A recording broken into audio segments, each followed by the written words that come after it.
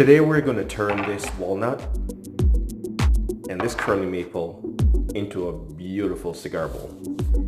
I always start with a sketch since it helps me think through how the design will work and how to produce it. I already have materials, so let's plan the design and operations based on what we already have.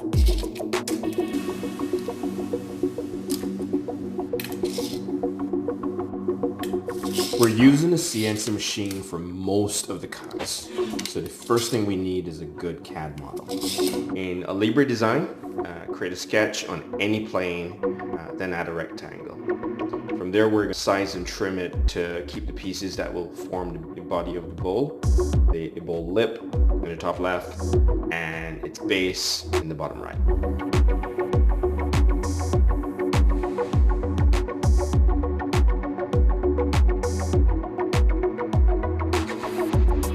Then we complete the profile sketch by connecting two splines to these corners. So one that forms the outer surface of the bowl and the other one that forms the inside.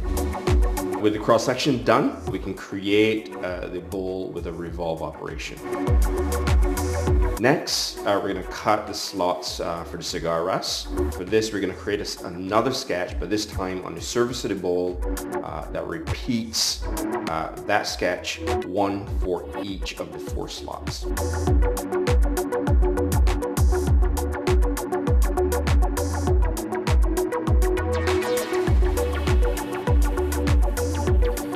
After that, it's a cut operation to cut the slots into the top of the bowl.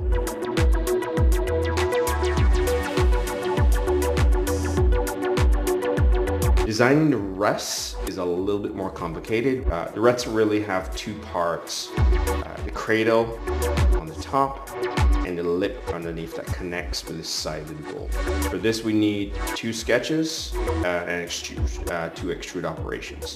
The first sketch is to design the cradle, and the second sketch is created on the base of the cradle, and that will create the lip for the that's attached to the cradle.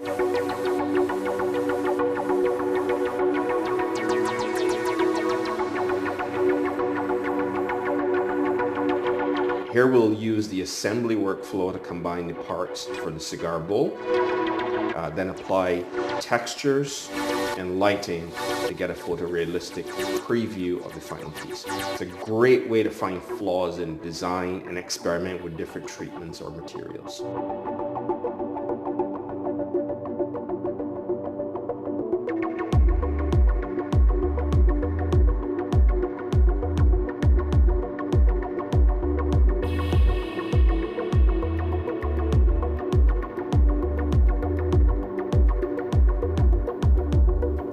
We're almost ready for cutting on the CNC. For this, the machine does the bulk of the work.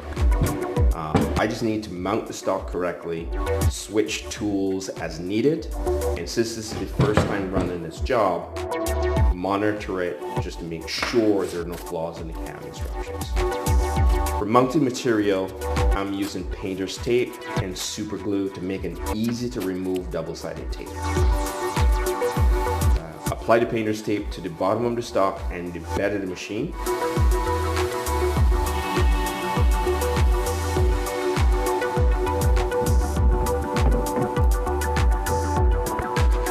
Add thin lines of super glue to one and the glue activator to the other, and then press the 2 sides of tape together to put the stock in place. Before starting any cuts on the bottom, we need to zero the machine relative to the top left-hand corner of the stock.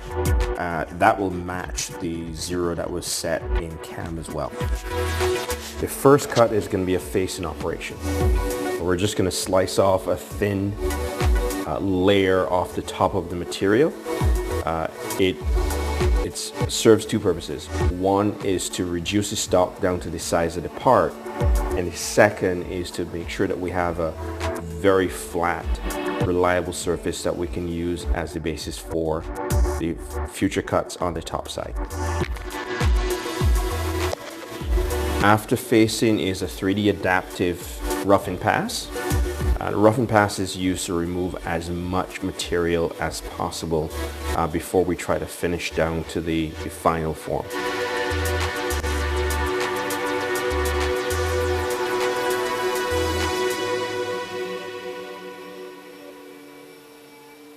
Next is a finishing pass that removes all the excess material that was left behind by the roughing pass. Typically, the difference between a roughing and a finishing pass is the roughing pass is a little bit more aggressive and all it's trying to do is remove excess material, whereas a finishing pass is actually trying to produce the final form of the part. The trick to double-sided cuts is keeping alignment between the cuts on each side. For this you need a feature cut on side A as a reference point for cuts on side B, and a fixture to keep the stock alignment in X and Y. The solution in this case is dowel pins. I'll discuss this topic in more detail in a separate video on cam design. Now we switch to roughing, finishing, and contouring side B. The contour is the outline of the part.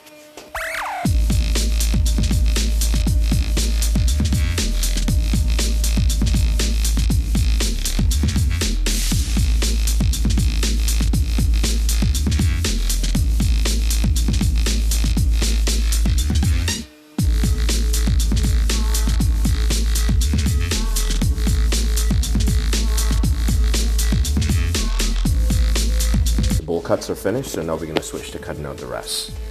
Same process for the rest: facing, roughing, finishing.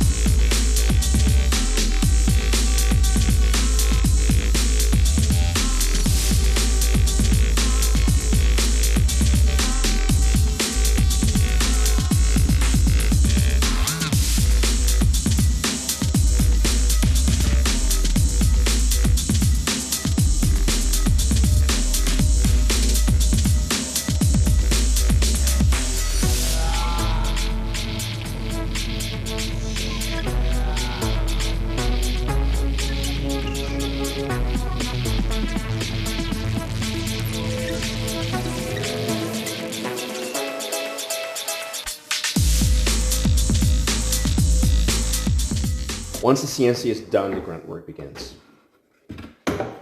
This is not a fun part of the job, but it's vital for a clean surface finish. So the grunt work really is cutting and filing the tabs flush with the body of the parts. And once that's done, we're going to sand the parts to get a really clean finish on the surface. For sanding, I'm using 220 grit 3M flexible sandpaper wrapped around a sponge.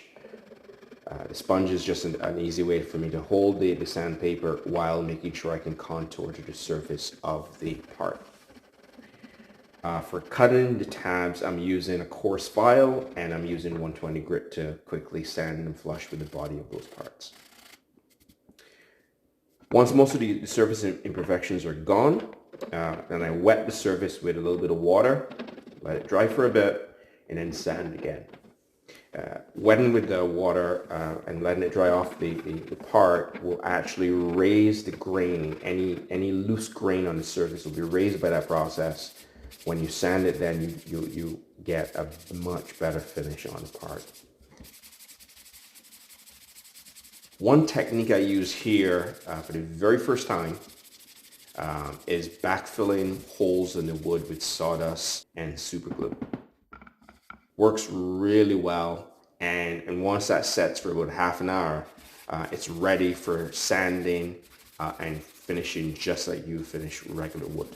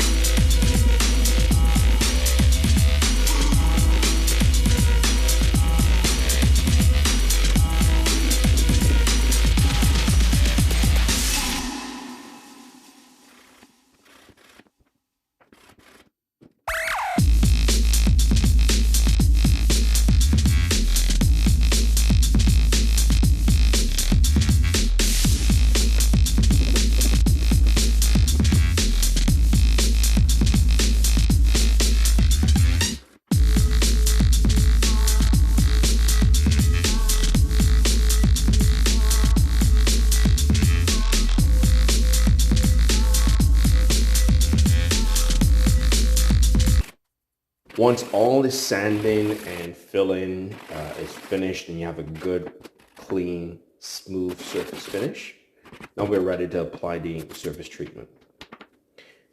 For this particular version, I only apply one treatment, which is oiling the wood. I love the results from oiling a hardwood, especially walnut and curly maple. As soon as you start to apply the oil, you can immediately see the grain from the wood pop from the surface. It just looks absolutely stunning. Typically, I'll oil the wood a couple of times. So the first layer, apply that, let it sit for a couple of days, then apply another coat, and then I'll let that sit for another few days. The whole process probably will take about a week. And once that oil has set on the surface of the wood, for future versions, I'll be applying a ceramic coating to the outside as well.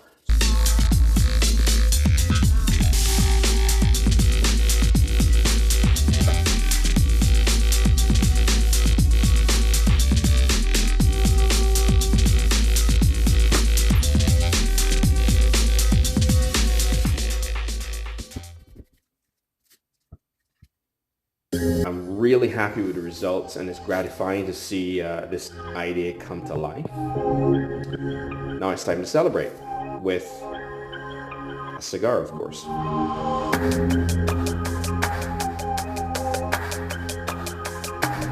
If you like this type of content, you know what to do. There's more to come. Like and subscribe.